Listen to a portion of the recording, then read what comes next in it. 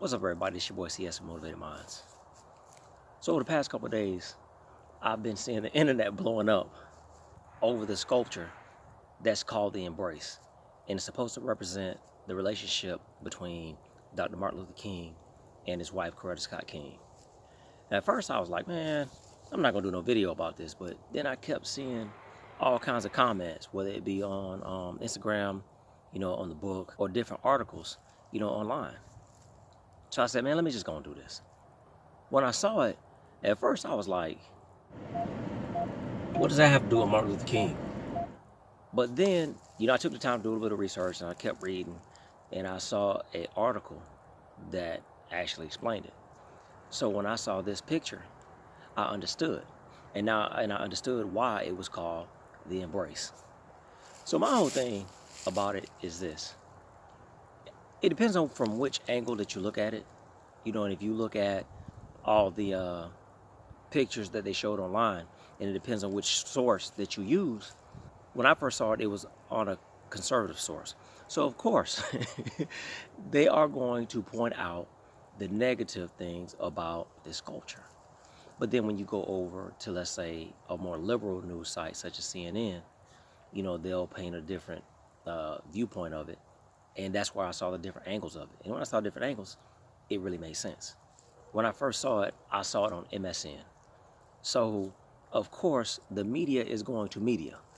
And MSN being a more conservative news site, of course, they're going to show the negative aspects of anything that deals with us. I saw a comment from Coretta Scott King's cousin that said this.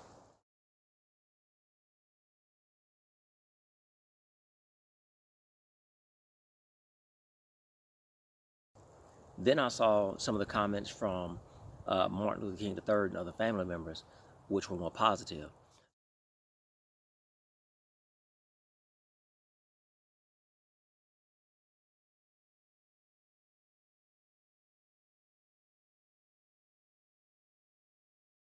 So I started wondering if, Coretta Scott King's cousin understood, or saw where the actual image came from. But, people, they had a lot of disparaging things to say about it. There was some positive, some negative. And everybody's entitled to their opinion. But I looked at it like this. One, the people who wanted the sculptor to do the sculpture, of course, they saw it before it was unveiled and they felt that it was okay. Two, I just felt like that is the beauty of art. It's about the vision of the artist. So you've got paintings by all kinds of artists out there, and people go on and they rave about them. Like, I'll use something like a Van Gogh. People talk about Van Gogh and his style and all this crap.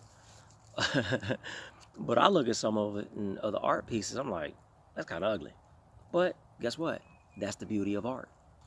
I thought about like everybody walking around them old ugly Yeezys and ain't nobody got nothing to say about them. Or there's some things that people love that's fashion. There's certain pieces of clothing and it's ugly as all get out. But guess what? People sitting around here, oh, that's fashion. It's a beautiful thing. It's unique.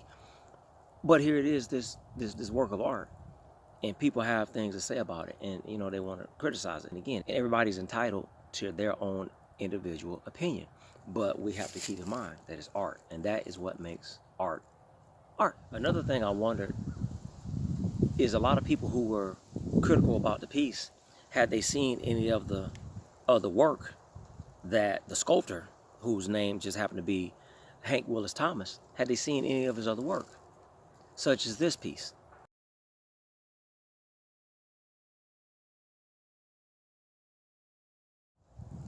So I just wonder, had anybody ever seen any of his other artwork?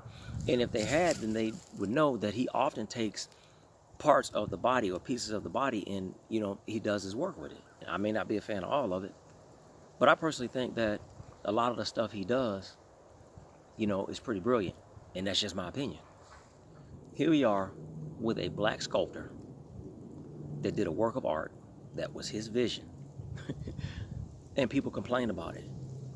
And what it reminds me of is when I hear people complain about movies in Hollywood and there's not enough black representation.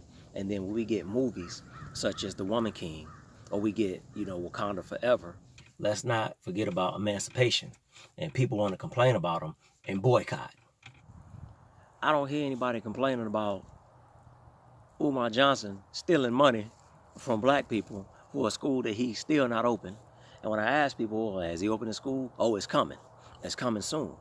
Right? His excuse was he couldn't find black contractors to do the work on it. So if you can't find black people that wants to work on the school, then you don't raise all this money. Why don't you just go pay somebody to do it? He wants black people to donate their time to fix the heating and air conditioning in school. Okay, well, guess what? Go pay them folks to do it. But ain't nobody complaining about that. I hear very few people complaining about our school systems and how they're underfunded. Yeah, we do have some people out there on the front lines, but some of the same people that's complaining about this sculpture ain't got nothing to say about the school systems. We can't have it both ways, right? We pick and choose. The only thing I'm saying is, yep, everybody is entitled to their opinion. But how can we complain about we don't have enough black this and we don't have enough black that? But here it is, this piece of artwork that was done by a black artist, and people complain about it. Anyway, hey, this your boy, C. Hess with Motivated Minds. I just want y'all to think about it.